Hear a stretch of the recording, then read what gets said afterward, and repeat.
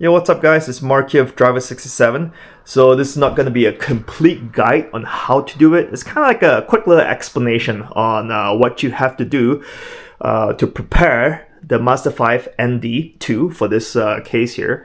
How to prepare your car to receive coilovers. So all the factory coils are removed for my car right now. I have the factory bill stains. I'm gonna get bill stains as well, but it's the B14 series. More motorsport and more sporty damping, I believe.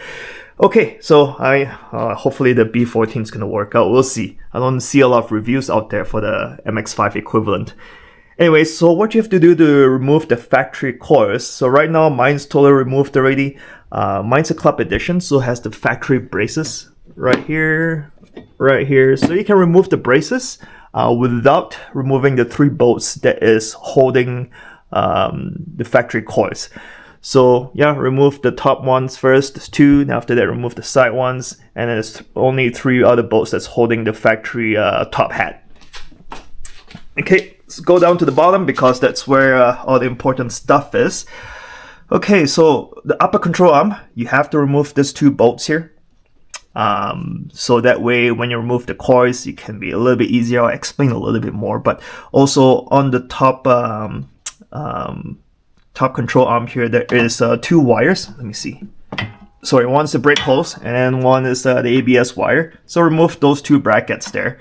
Reason why is later when you remove the factory coils kind of go between this hole, right?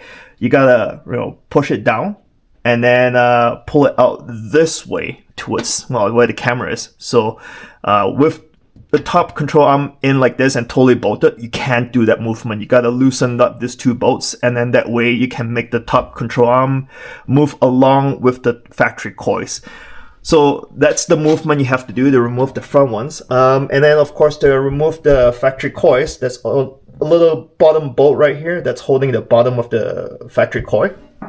Removing the sway bar links, it's gonna help. Reason why is if the sway bar link is in, if you loosen this side completely but the other side of the car is not loosened completely, you will find that you have little, you're more restrictive of the movement because the sway bar is holding tension up. So remove that. Long story short, remove the sway bar links, and then that way this side can be totally independent. So yeah, that's the movement you have to do here. And then after once it's all fully removed, I prep the car up for the coilovers. The coilovers is going to be shorter. I believe this, I think the highest ride height. Yeah, I like the factory ride height, but too bad, all the coilovers basically it's gonna drop some ride height there. Anyway, so I loosen all the other bolts there. What you want to do is the factory bushings, right? They kind of think of it as it's tightened when the car is down the ground, fully loaded up, the suspension is fully loaded up and the car is sitting on the ground there, and then they tighten all the bolts, right? So that way, there's no bushing deflection.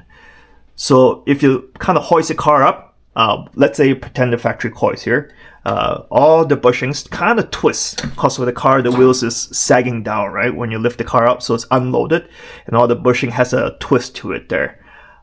So yeah, basically I loosened all the bushings. There's 2 bolts, this big cam bolt there. You have to replace this, by the way. If you look up the instruction manuals, well, not instruction manuals, the service manual, every time you replace these things here or you kind of loosen this or do alignment, I believe, then you have to replace these cam bolts here and the other one at the front as well. So buy new spare parts for those cam bolts. Can you see those ones?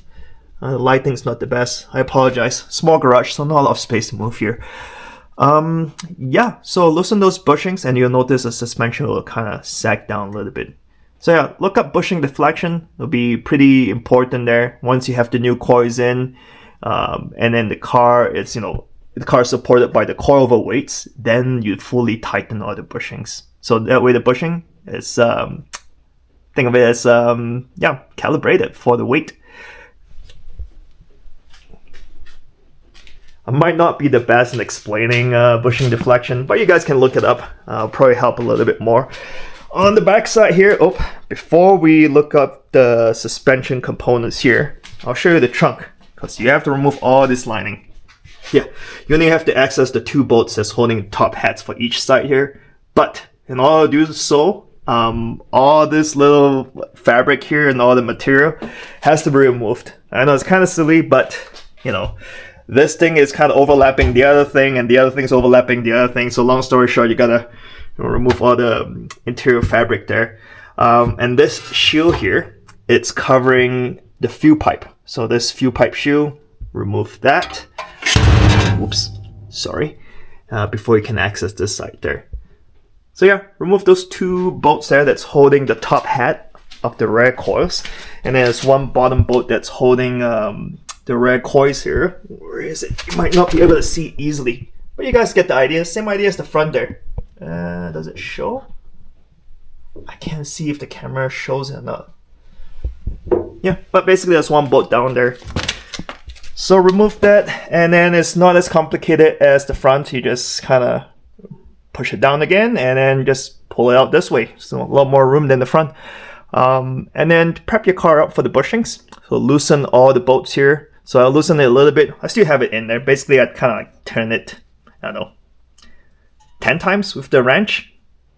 Yeah, about 10 times with the ratchet there. Kind of loosen your sight. So you can see it's just out by a few millimeters. So all the bushing is fully loose already. So that way when I put the new coils in, tighten everything up, have the car sitting on the ground with the wheels, with the weight pushing up all in the coil there. And then I tighten all the bushings. But I feel that the back is going to be painful to tighten it up. Just because you see where the bolts are. The wheels is here, right? So it's going to be covering it. If you get my idea, you kind of have to like go behind to tighten it. So I'm not sure if there's enough space to really get behind them and tighten it. Or you could, I guess, loosen the sway bar, or actually remove the sway bar end link.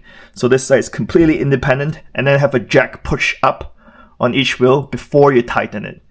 That might be an option, but yeah, I think I'm gonna try it with it on the ground. So that's the factory Bilsteins. Yeah, I gotta reuse some of the parts here for the B14, so that's why I kind of survived Hiroshima 4 times by using the spring compressor and removing it, and hopefully that thing doesn't fly everywhere, because these things have quite a lot of kinetic energy or potential energy.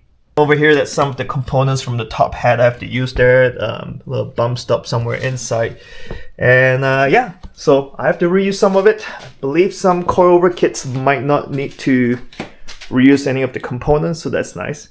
So our car's just sitting right here waiting for the parts. Guys, thanks for watching. This is Mark from Driver67 signing out.